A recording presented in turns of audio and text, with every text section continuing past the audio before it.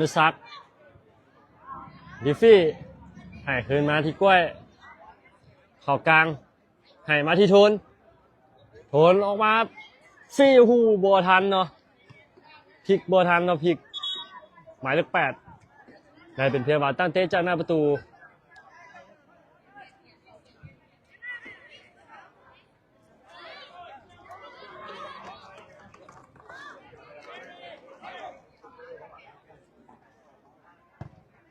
ใส่เงาขึ้นมาWG เก็บบอลได้ทั้งแดนกลางให้ออกมาที่อนุซักออกมาที่พลิกทางบนขวาพลิกจะเตะไปเตะถึงบอกไปก่อน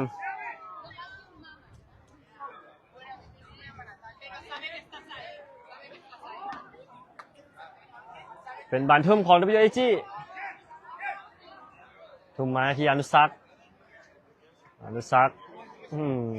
มาที่โทนพลิกได้หรือเปล่ายังติดบอกข้อมือผู้สาประตูของนั้นรูสไปยาวขึ้นไปข้อมือผู้สาประตู WG ให้สั่นๆมาที่บังซ้ายวันยูทิฟี่ให้มาที่นายออกมาอนุซักแทงมาที่โทนปาดเข้าแถว2โบเทิงพลิกยังซ้ำได้บอมีไผ่เข้าซาดต่อเป็นบานทุ่มของลูส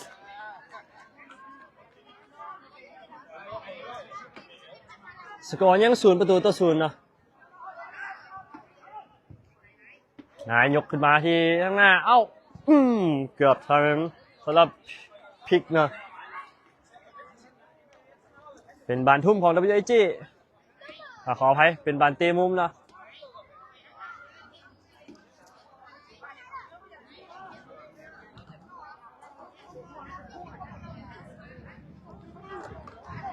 ให้สั้นๆมาฮูเชียโอ้โห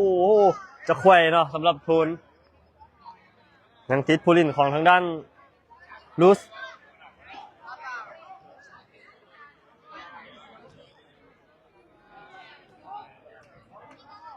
มาเบิ่งลูกนี้อนุซักให้สั้นๆมาที่พลิกให้คืนอนุซักเปิดโด่งๆมาโอ้โหบ่ถึงกรรมการให้เป็นบานฟาวล์ให้กับลูส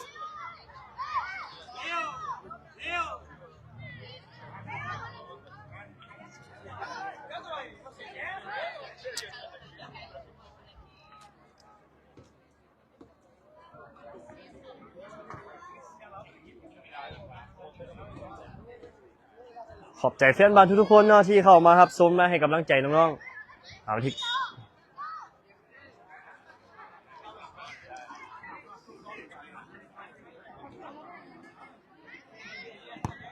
เปิดขึ้นไป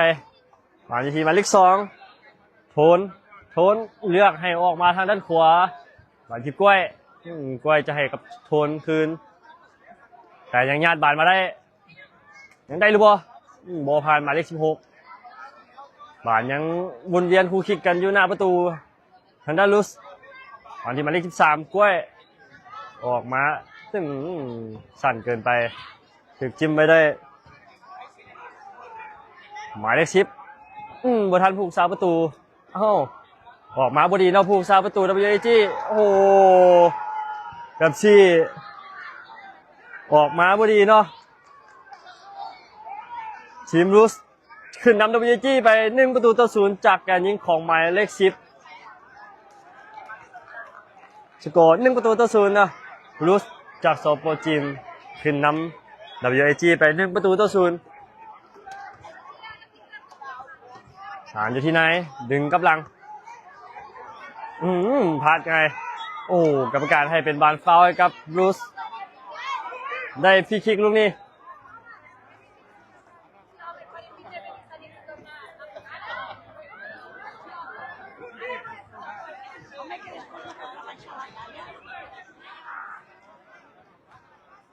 เอามาเบิ่งฟรีคิกของลูสเข้ามาในถือเคี้ยวออกไปยังได้อยู่กรรมการให้เป็นบานออกไปแล้ว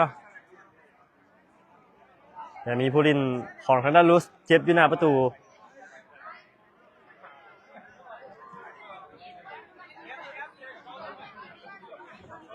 เ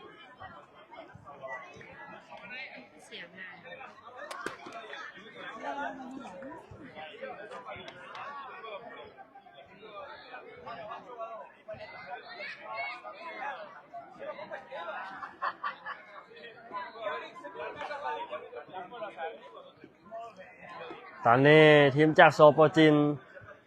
ลุสขึ้นนำ WAG ไป1-0เนาะจากการยิงของหมายเลข10เดี๋ยวเขามาชมเกมกันต่อ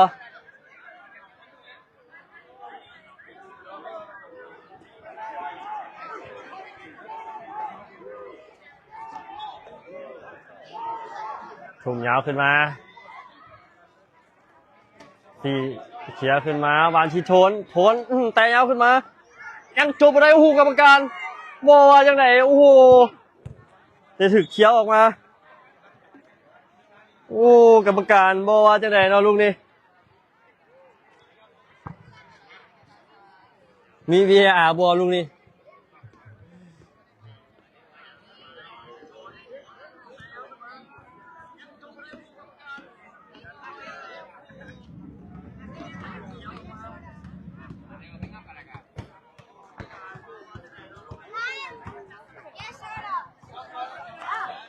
มีปะทะกันหน่อยนึงเนาะสำหรับโทนและทีมจากลุส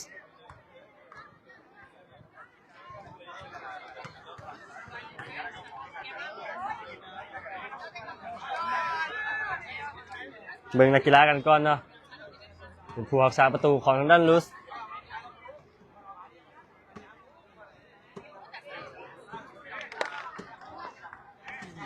ใจเย็นเปี้ยว 12, 11,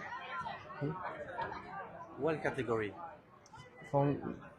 Vic Naka 15, yeah 7 no, no.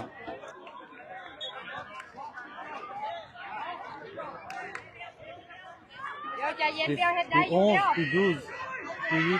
to 8, to 11. 10 Ah, 10. yeah เอาเลยเอาเลย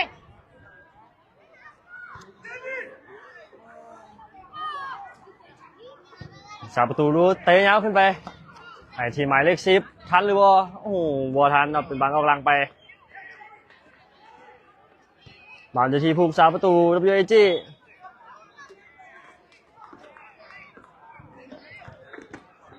ภาพไก่ต้องขออภัยด้วยเนาะนายให้กลับมาโอ้โหสวยงามลูกนี้หันอยู่โทนยังได้โทนปาดเข้ามาที่สู้ถือเขียวออกหลังไปก่อน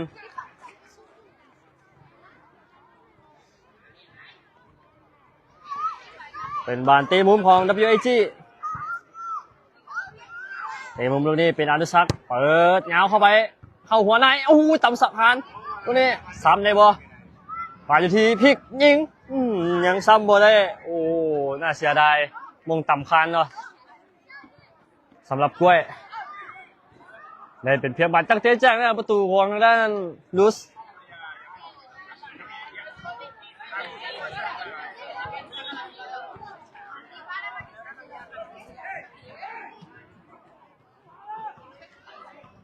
เปิดเงาขึ้นไปโอ้โหยังบ่ผ่านแดนกลางของ WAG เชียร์เงาขึ้นอีกบาทหนึ่งกล้วยขึ้นบานอยู่ที่พลิกเอาบาลงมาที่อนุสักพลิกได้เลยบ่ให้ออกมาที่โทนกลับคืนยังบ่ผ่านผู้เล่นของทางด้านลุสกรรมการให้เป็นบันออกข้างไปเป็นบันทุ่มของ WAG ส่งสั้นๆมาที่อนุสักให้เข้ากลางมาจะให้กับโทนพลิกไปบ่ได้เนาะอนุสักทุ่มยาวขึ้นมาอยู่ที่โทนไปได้หรือบ่ยังบ่ผ่านผู้เล่นของลุสที่อนุสักดีดออกไปที่กล้วยโอ้โหข้ามคานออกไป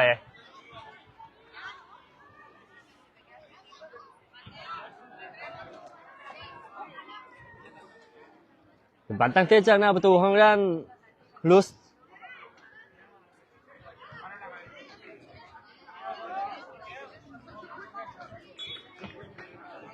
สกอร์ยัง1-0เนาะลุสขึ้นนำ WAG ไป1-0ผ่านอยู่ที่แดนกลางออกมายังบ่ผ่านนายให้มาที่อนุสักตบยาวขึ้นมาพันเลยบอลลูนไป ปาดเข้ามาแถวสองบาดอยู่ที่พลิกตูยิงเรียบร้อยโอ้โหWAG นำตีเสมอได้1-1จากการยิงของหมายเลข8พลิกและแอสซิสต์จากหมายเลข10กรรมการเป้าวีดจบครึ่งเวลาที่1 WAG และลุสเสมอกันอยู่1-1พัก5 นาทีเดี๋ยวผสมครึ่งเวลาที่2กันต่อ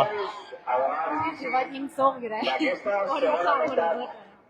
dels penúltims partits d'aquesta matinal. Tiempo de descanso a los diferentes partidos. Llega el momento de refrescarse y en breve daremos inicio a la segunda mitad de los diferentes compromisos.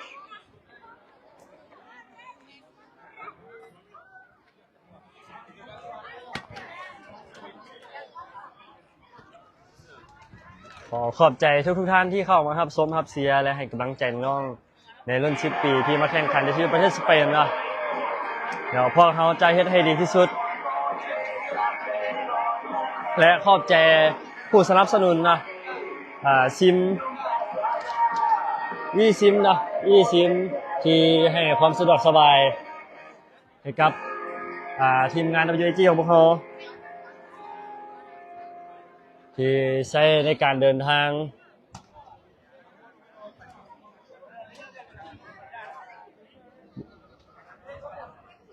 ท่านใดที่ต้องการจะใช้ eSIM เนาะ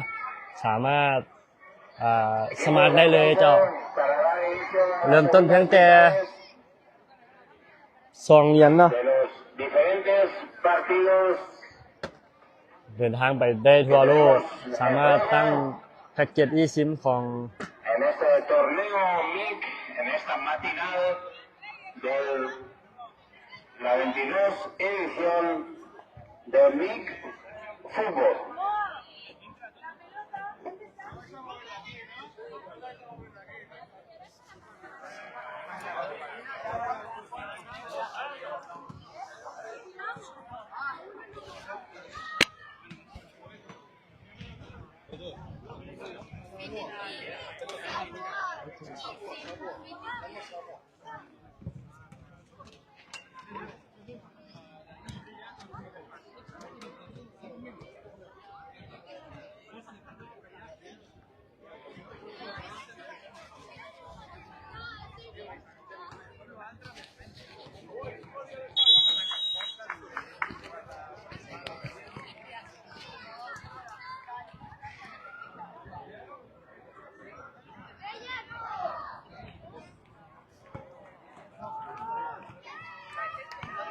แบบชี้อย่าประมาทเห็นบอลลูกนั้นขบกประมาทก็บ่เป็น เดี๋ยวเขาจะมาชมในครึ่งเวลาที่2กันต่อ บ่จำเป็นบ่ต้องออก เป็นการพบกันระหว่าง WAG จากสป.ลาวลุสจากสป.จีนโอ้โหเชียร์ยิงไกลเลยบานอยู่ที่ผู้รักษาประตูให้สั้นๆมาที่กล้วยใบ13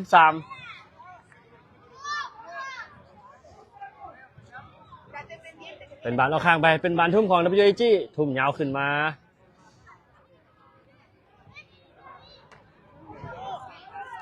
บาบอทันเนาะเป็นบานเอาข้างไปก่อนรีบ4ทุ่มไปแห่เข้ามาทางด้านกลางบานอยู่ที่พลิกจะพลิกไปแต่บ่พันกับตันทีมของทางด้านลุสให้ออกมาทางด้านซ้ายกรรมการให้เป็นใบเหลืองเนาะสำหรับโชนเสียบเลยเนาะลูกนี้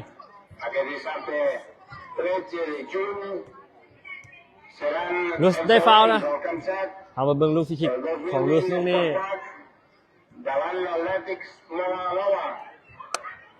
Al Camp Buit s'enfrontaran el Maresme Power davant la Unió Esportiva Sant Sadurní i al Camp Nou el Diego Maradona Academy davant el Fontsanta Fatjo. Los últimos partidos de esta sesión matinal เดี๋ยวเขามาชมเบิ่ง a los equipos del 2020 Sports ฟรีคิกของลุส delante จากโซโปรจีน Al campo 8, el Maresme Power, delante la Unión Esportiva San ยาวขึ้นมามาอยู่ที่หมายเลข 10 por 9, หมายเลข10จิ้นเสียขึ้นไป el Diego Maradona Academy, Daván, มาอยู่ที่กาฟี่โอ้โหถือเสียบข้างหลัง Santa, กรรมการให้เป็นบานฟาวของ WAG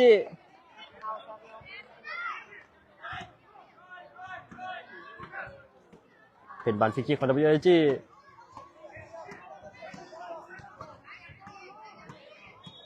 ก็เหลือดอกเดียว ยาวเข้าไปอุ้ยข้ามคันไปในเดียวสำหรับฟรีคิกของอนุสักเป็นบาลตั้งเทจ้างหน้าประตูของด้านลูส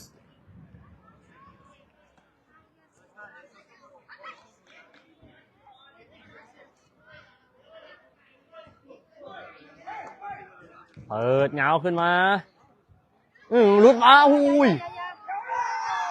โอ้ แปดซี่อีกแล้ว สองประตูต่อศูนย์ลูสขึ้นนำ WAG ไป2ประตูต่อศูนย์จากการยิงของหมายเลข 10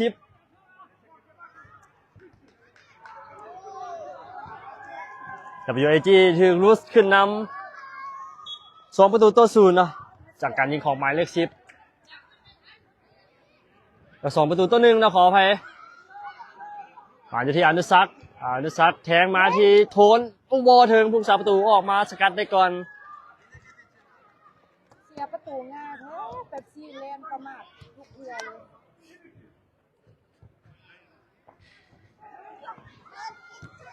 สารเชียร์ขึ้นหน้ามายังบุพันผู้เล่นของ WAG สารทีฟี่ให้มาที่อนุสักให้มาที่ ยิงวะ ยังติดเชื้อพงยังซ้ำได้บ่เป็นประตู WAG นำตีเสมอขึ้นมาได้แล้วจากการยิงของหมายเลข 2 โทน เราต้องได้ซีประตู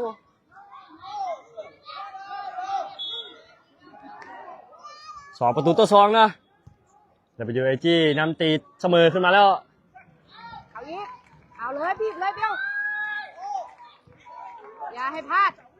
หมายที่ฟี่เชียร์ยาวขึ้นไปโทนเอาบอลลงได้หรือบ่ตรงนี้โทนมงตั้งมาเข้ามือผู้รักษาประตูปัดออกไป เป็นบานเตะมุมของ WAG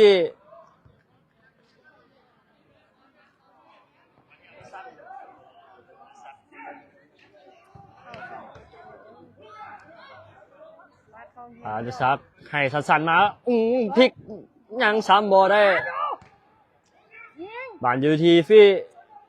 ให้มาที่กล้วยออกไปทางด้านซ้ายอนุสักให้ขึ้นหน้ามาที่โทนจะไปได้หรือว่าโทนถือจิ้มออกหลังไป เป็นบานเตะมุมของ WAG บานที่อนุสักฮักเข้ามาในบานยูทีกล้วยยิงขออภัย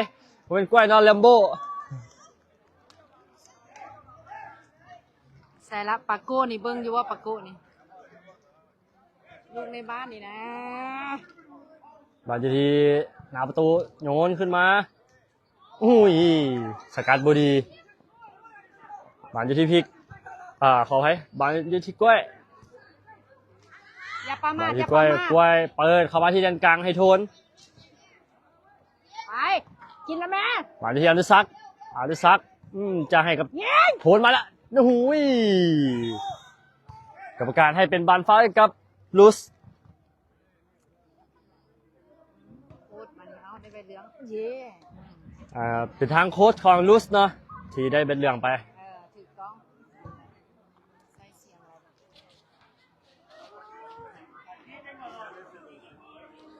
รล่างอย่าประมาทเด้อ เงาขึ้นมา นะ ยังบุพันผู้เล่นของ WAG ไว้เคลียร์ขึ้นมาบานยูทีพลิก เอาเลย โอ้พลิ เจ้า กจะดีให้อนุสักแต่ยังได้อยู่บานยูทีพลิกจะไปได้หรือวะโทน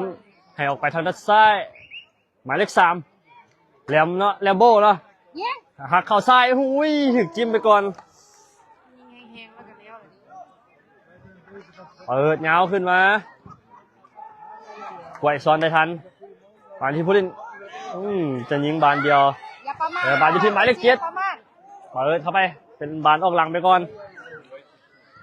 เป็นบานตั้งเตะจากหน้าประตูของด้าน WAG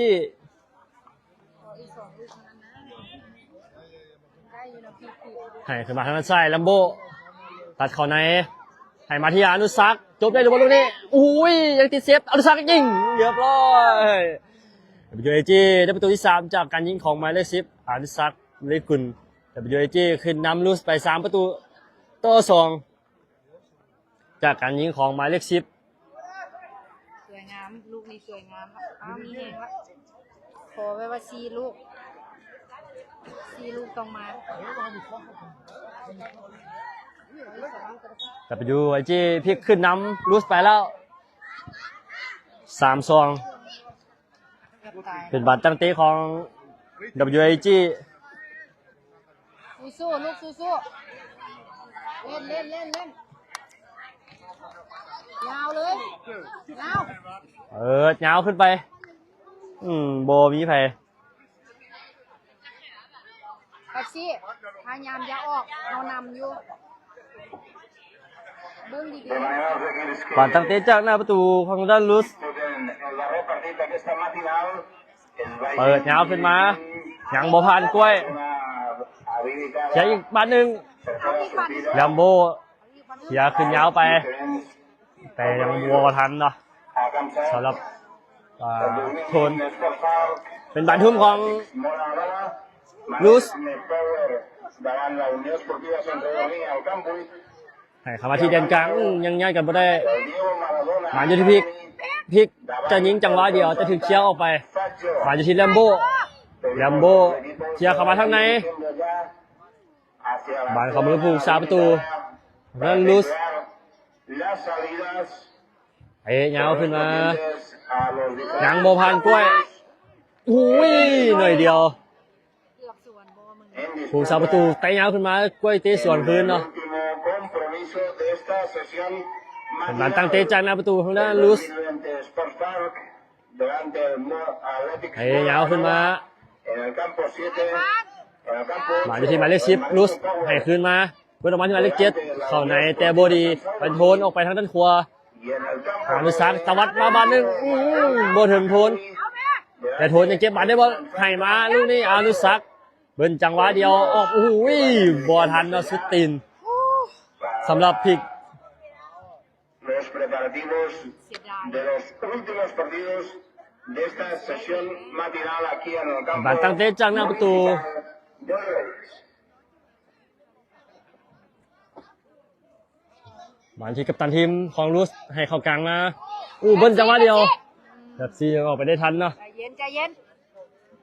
ให้ออกไปทางด้านซ้ายสั้น บ่ได้เคลี ๆ ยร์ ยาวขึ้นไปบอกมา ยัง บ่ ติด ได้ บอก เคลียร์โอ้เอาแม่ เสียงมันเข้าไหม ก็บ่จะกระยามยิงเข้ามือผูกสาประตู บ่ได้เตะขึ้นทุกสูงรถ แบบซีเตะยาวขึ้นไป ยาวแบบนั้นแหละ อนุสักษ์เข้าบานลง แต่ยังถือผูกผู้ลินของทางด้านลูสเชียร์ขึ้นมาเนาะ พากันเริ่มบ่อยู่อันกับทีกับบอลละ เชียร์ยาวขึ้นไปโมมีไผเป็นบันออกข้างไป เป็นบันทุ่มของทางด้านลูส ใกล้สิหมดเวลา ประมาณ3 นาทีอะ 3 นาทีเฮ็ดได้อีกลูกนึง ผ่านที่อนุสักษ์ ซักเฮ็ดดู อนุสักษ์ให้บอดีผ่านที่แดนกลางของทางด้านลูสพลิกไปจังหวะหนึ่งสวยงามให้ออกไปทางด้านขวา อย่า จะยิงได้หรือเปล่าลูกนี้ยังซอยกันได้ทันเนาะสำหรับ WAG ให้มาที่อนุสักษ์หักเข้าในอนุสักษ์ยิงซ้ายอีกน้อยเดียวเนาะน่าเสียดายลูกนี้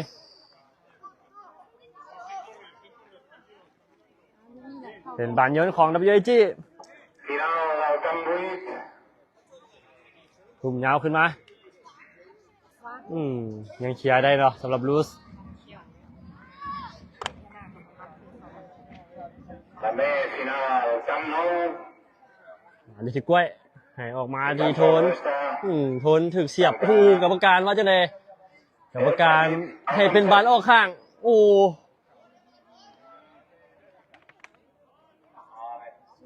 ๆอีกน้อยเดียวลูกนอนอยู่